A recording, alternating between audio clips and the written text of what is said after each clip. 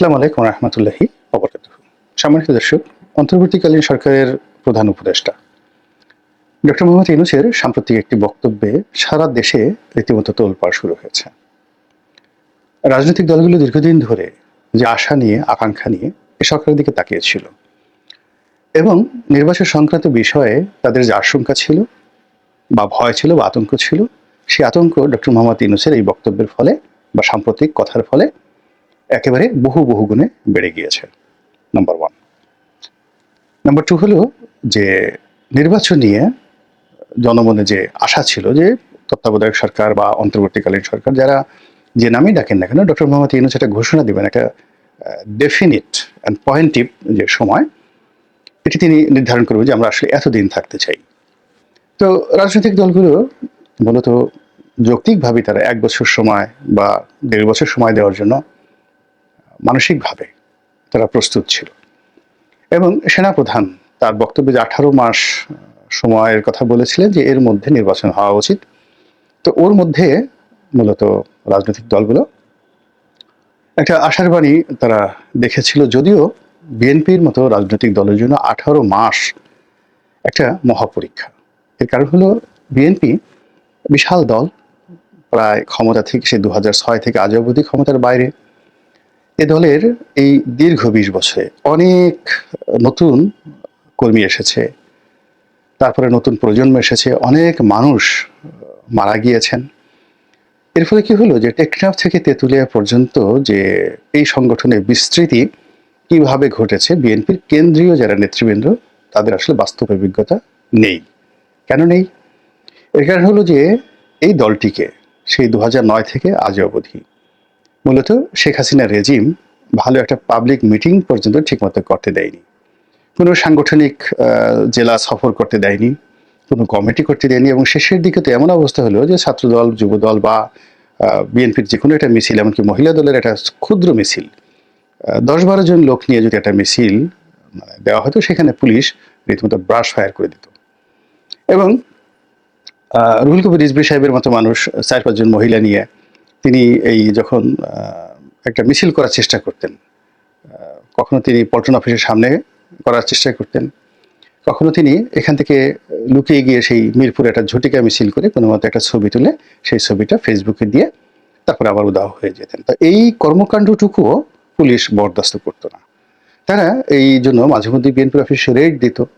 এই রেড দেওয়ার ফলে কি হলো যে বিএনপি কাগজে আছে, কলমে আছে, মানুষের হৃদয়ে আছে, মনে আছে, মননে আছে, কিন্তু এটার যেটা স্ট্রাকচার, এটা যে নাট বল্টু, এগুলো সব ঢিল হয়ে গেছে।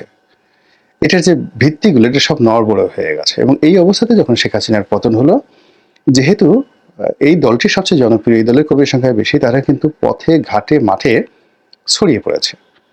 দলের ভালো আছে, মন্দ আছে, খারাপ দিক আছে, কিন্তু এই যে দলের নেতাকর্মীদেরকে যে নিয়ন্ত্রণ করবে কেন্দ্রীয় নেতৃত্ব, অর্থাৎ উপজেলাকে জেলা নেতৃত্ব, জেলা নেতৃত্বকে সেই বলা হয় বিভাগীয় নেতৃত্ব, বিভাগীয় নেতৃত্বকে কেন্দ্রীয় নেতৃত্ব, এই যে চেইন অফ কমান্ড, এইটা নিয়ন্ত্রণ করার জন্য যে পরিবেশ পরিস্থিতি দরকার, সেটা এখন বিএনপির নাই। যে যেখান থেকে পারছে সভা করছে, সেমিনার করছে, মিছিল করছে, মিটিং করছে, চাঁদাবাজি করছে, গুন্ডামি করছে, মানে যার যেটা প্রয়োজন এবং যার যেটা অভ্যাস সে অনুযায়ী করে যাচ্ছে। তো এই বিষয়গুলো বিএনপি তখনই নিয়ন্ত্রণ করতে পারবে যখন রাষ্ট্র ক্ষমতা তার অধীন থাকবে অথবা সমাজের সত্যিকার অর্থে ন্যায় বিচার থাকবে।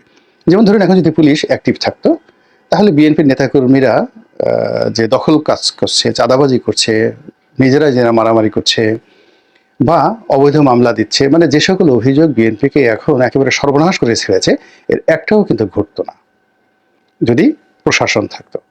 আর যদি ক্ষমতায় বিএনপি থাকতো তাহলে তো এগুলো প্রশ্নই আসে না।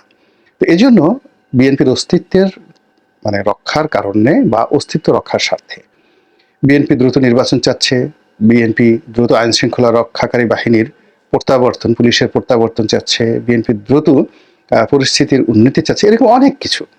কিন্তু সেখানে 18 মাস তো দূরের কথা, বিএনপির জন্য আসলে 3 মাস, এখন থেকে যদি 3 মাস পরে নির্বাচন হয় এবং এখন যে অবস্থা চলছে, 3 মাস পরে যদি এই সরকার যে কোনো কারণে হোক, আমেরিকার চাপে হোক, তারপর ভারতের চাপে হোক, কিংবা নিজেদের কোনো যাকে বলা হয়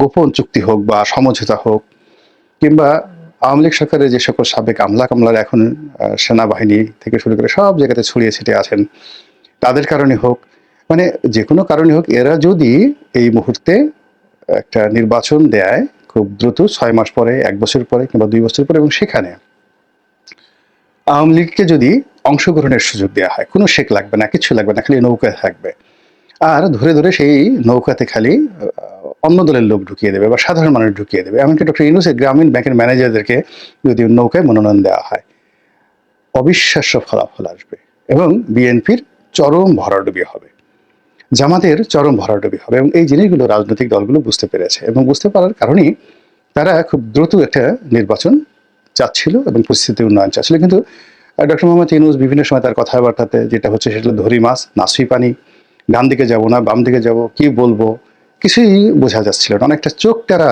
প্রকৃতির। আপনি চোখ টেরা মানুষ যখন আপনার গোলকিপার হয়, তারপরে কিংবা চোখ টেরা মানুষ যখন ফুটবল খেলতে যায়, ধরুন মেসি যদি চোখ টেরা হয়, সেক্ষেত্রে তার চোখের আই কন্টাক্টের মানে চোখের সঙ্গে চোখ মিলিয়ে গোলকিপার যদি বল ধরার চেষ্টা করে, তার তো সর্বনাশ হয়ে যাবে। তো এই জন্য পরে আমরা এই যে চোখ টেরা বা বাঁকা চোখ, কানা চোখ, এই জিনিসগুলো খুব যাকে বলা হয় ভয়াবহ মনে করি। এখন এই যে সরকারের যারা উপদেষ্টা, প্রধান উপদেষ্টা যারা আছেন, সকলেই এরকম বাঁকা চোখে, বাঁকা মুখে, বাঁকা বাঁশির সুরে যে ইঙ্গিতপূর্ণ কথাবার্তা বলছেন, তা রাজনৈতিক দলগুলো বুঝতে পারছেন না। তারা কনফিউজড এবং তারা ক্রমশ ধৈর্য হারিয়ে ফেলেছেন। তো এর ফলে কি হচ্ছে, সামাজিক যে অস্থিরতা, সেই অস্থিরতা প্রবলভাবে বেড়ে যাচ্ছে। এবং এই যে সামাজিক অস্থিরতা বেড়ে যাচ্ছে, রাজনৈতিক দলগুলো দুরবস্থার মধ্যে পড়েছে, রাষ্ট্র রীতিমতো হুমকির মধ্যে পড়েছে, জনগণের জীবনের দুর্ভোগ এবং দুর্দশা সীমাহীন অবস্থায় পৌঁছে গেছে। এটা কিন্তু এই অন্তর্বর্তীকালীন সরকারের ক্ষমতায় থাকার জন্য নিয়ামক। অর্থাৎ এরকম যখন বিশৃঙ্খল অবস্থা তৈরি হয়, তখন মানুষ যার যার অবস্থা নিয়ে ব্যস্ত থাকে। ধরুন আপনার পেট খারাপ করছে, আপনার সামনে যদি 3টা গোখরা সাপও দাঁড়িয়ে থাকে, আপনার যদি ডায়রিয়া হয়ে যায়, আপনার কিন্তু খেয়াল থাকবে না গোখরা সাপ সামনে আছে কোনো অবস্থাতেই। বা ধরুন আপনার সামনে আজরাইল দাঁড়িয়ে আছে, হঠাৎ করে পেট ব্যথা শুরু হয়েছে, আপনি সেই আজরাইলের যে 32 পাটি দাঁত, কিংবা সে যে বিশাল অগ্নিমূর্তি ধারণ করে আপনার সামনে দাঁড়িয়ে আছে, ওদেরকে আপনার খেয়াল করার সুযোগ হবে না। তো এইরকম মানুষের যে শারীরিক বেদনা, মানসিক বেদনা, অভাব, অভিযোগ যখন প্রবল আকার ধারণ করে, কে ডক্টর ইউনূস, কে প্রধানমন্ত্রী, দেশ কোথায় গেল, এসব চিন্তা না করে যার যার মতো করে চিন্তা করতে থাকে। ফলে দেখবেন যেখানে দুর্ভিক্ষ হয়েছে, যেখানে গৃহযুদ্ধ হয়েছে, যেখানে যুদ্ধ হয়েছে, সেই জায়গাগুলোতে সাধারণত সরকার পরিবর্তন হয় না। সেখানে মাঝে মধ্যে সামরিক বাহিনীর মধ্যে কূ হয় এবং ক্ষমতার পট পরিবর্তন হয় কেন্দ্রে, কিন্তু আলটিমেটলি ক্ষমতার যারা নিয়ামক অর্থাৎ আমলাতন্ত্র, তারা কিন্তু খুব মজার মধ্যে থাকে। তো এখন যে দুর্বল অবস্থা, এখানে সামরিক বেসামরিক আমলাতন্ত্র তারা খুব আনন্দে আছে, ভীষণ রকম আনন্দে আছে। দেশ যেভাবেই যাক না কেন, এখানে উন্নয়ন হলো না, রাস্তাঘাট ভেঙে গেল, কিন্তু তাদের যে এই বিশাল 18 কোটি মানুষের উপর ভর করে এই 20 লক্ষ সরকারি কর্মকর্তা কর্মচারী, তাদের বেতন ভাতার কোনো অসুবিধা হবে না। আমাদের সমস্যা হবে কিন্তু তাদের সমস্যা হবে না। কিন্তু রাজনৈতিক সরকারের অধীন থাকতে গেলে তাদের যে সকল বিপদ বিপত্তি, কমান্ড ফলো করতে হয়, অনেক দায়বদ্ধতার মধ্যে তাদের থাকতে হয়, বকা খেতে হয়, জখা খেতে হয়। একজন ডিসি, একজন বিভাগীয় কমিশনার, কিংবা ধরুন একজন সচিব, একজন ওরকম ব্যক্তিত্ব মাননীয় সংসদ সদস্য, তার সামনে তিনি দাঁড়াতেও পারেন না। একজন মেজর জেনারেল, এমনকি সেনাবাহিনী প্রধান, অন্য সময়টাতে তার যে দাপট, কিন্তু যখন রাজনৈতিক সরকার ক্ষমতায় থাকে, তখন একজন সংসদ সদস্য, একজন মন্ত্রী, তাদের সামনে তারা ওইরকম ভাবে ইংরেজিতে কথা বলা, লাঠি নিয়ে ঘোরাফেরা করা, ভুং ভাং করা, এই জিনিসগুলো সম্ভব হয় না। যেটি এখন রীতিমতো মানে কি বলবো, তারা রাজত্ব যেভাবে করছেন, এটা যদি প্রলম্বিত হয়, তাতে অসুবিধাটা কি? তো সেই কারণে কি হচ্ছে, এই ক্ষমতায় যারা সামনে আছে, দে আর জাস্ট 11 12 23 24 জন লোক, কিন্তু এর পেছনে তো 20 লাখ লোকের একটা সংগঠন আছে, সরকারি আমলারা, দেশের বাইরের বিভিন্ন পক্ষ আছে। তো তারা চাচ্ছে যে এভাবেই আসলে চলতে থাকুক, এটি নিয়ম, সারা দুনিয়াতে এভাবেই চলে। এবং এর মধ্যে থেকে বের হয়ে আসার জন্য যদি আপনার যোগ্যতা থেকে, নেতৃত্বের প্রজ্ঞা থেকে, রাজনৈতিক প্রজ্ঞা থেকে, তাহলে এর মধ্যে থেকে মানুষ তার যে কাঙ্ক্ষিত বিজয়, এটা সে কিন্তু ছিনিয়ে নিয়ে আসে। তো যেটা বলছিলাম, এই নির্বাচন নিয়ে, তারপরে নির্বাচন সময় নিয়ে, তত্ত্বাবধায়ক সরকারের মেয়াদকাল নিয়ে রাজনৈতিক দলগুলোর যে কথাবার্তা চলছিল সেই জায়গাটাতে অতি সম্প্রতি ডক্টর মোহাম্মদ ইউনূস তার একটি সাক্ষাৎকার, তা আবার আল জাজিরার সঙ্গে। তো সেই সাক্ষাৎকারে তিনি বলে দিয়েছেন যে ডাইরেক্টলি, একেবারে ডাইরেক্টলি, এর চেয়ে আর স্পষ্ট থাকে না, যে মোটামুটি 4 বছর তারা থাকার প্ল্যান করছেন।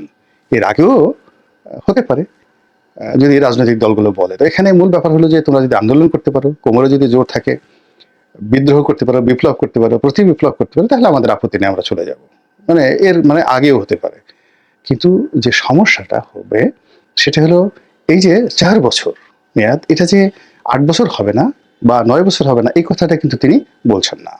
আর এখানে যে ভয়টা থেকে যাচ্ছে সেটা হলো যে আপনি অতীতে বিভিন্ন সময় দেখবেন যে এখানে ধরুন এখন ডক্টর মোহাম্মদ ইউনূসের নেতৃত্বে যে সেটটা আছে সেই সেটটা চেঞ্জ হয়ে গেল 1 বছর পরে বা 4 বছর পরে, আবার নতুন আরেকটা সেট এলো, এবং এই যে এলোমেলো অবস্থার মধ্যে তারা বললো ঠিক আছে আমরা 6 মাসের মধ্যে দেবো, আবার 6 মাস পরে বললো যে না 6 মাসে তো হচ্ছে না, 2 বছর পরে দেবে। এইভাবে যদি 10 বছর চলে, এখন মির্জা ফখরুল সাহেবের বয়স কত বছর?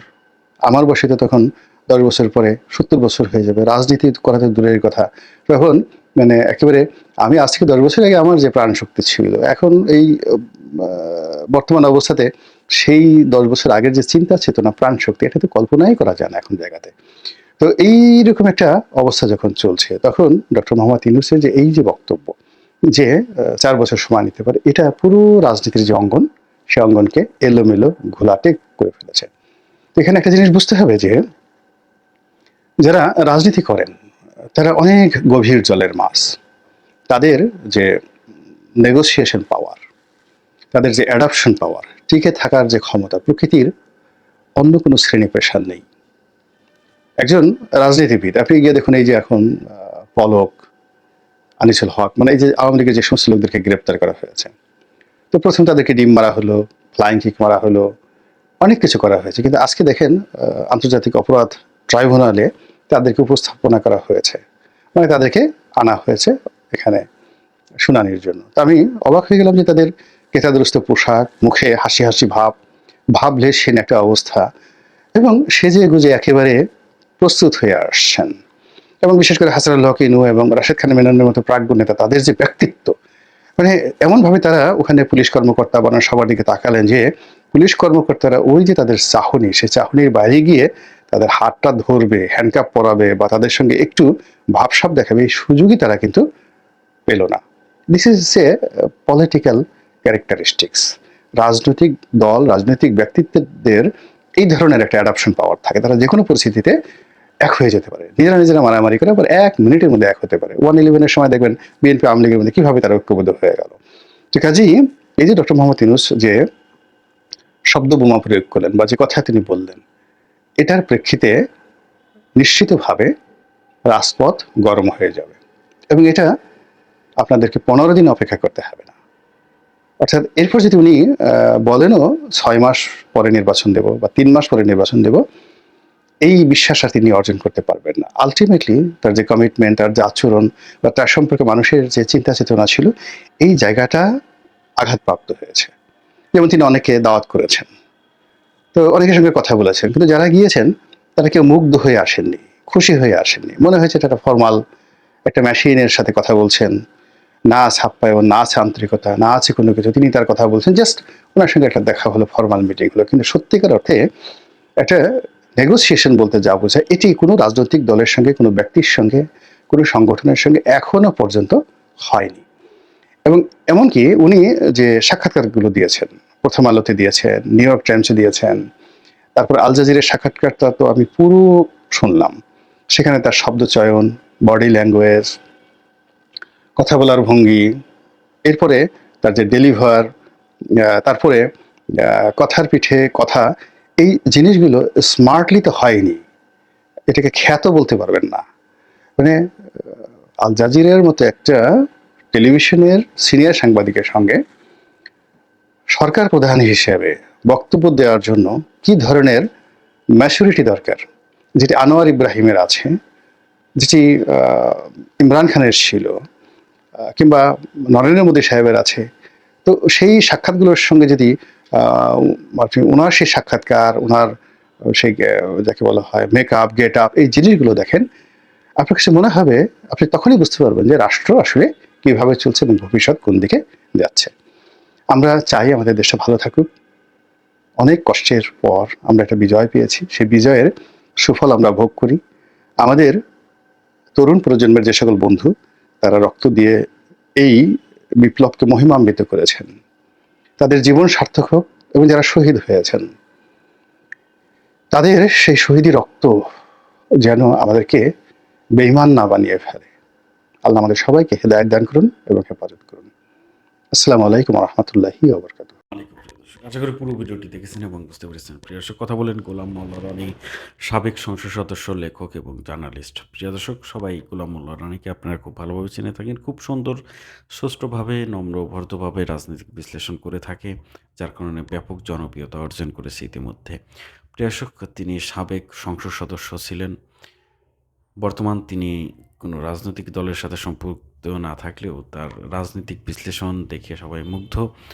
প্রিয় দর্শক, তিনি আজকেও কথা বললেন বাংলাদেশের সরকারকে নিয়ে, কথা বললেন অন্তর্বর্তীকালীন যে সরকার, সে সরকারকে নিয়ে, ডক্টর ইউনূসকে নিয়ে, কথা বললেন সমন্বয়কদের নিয়ে, উপদেষ্টাদের নিয়ে। প্রিয় দর্শক, গোলাম মাওলা রনির আজকের এই রাজনৈতিক বিশ্লেষণটি আপনাদের কাছে কেমন লাগলো অবশ্যই কমেন্টে জানাবেন। সবাই ভালো থাকবেন, সুস্থ থাকবেন। ভিডিওটি শেষ করছি। আসসালামু আলাইকুম।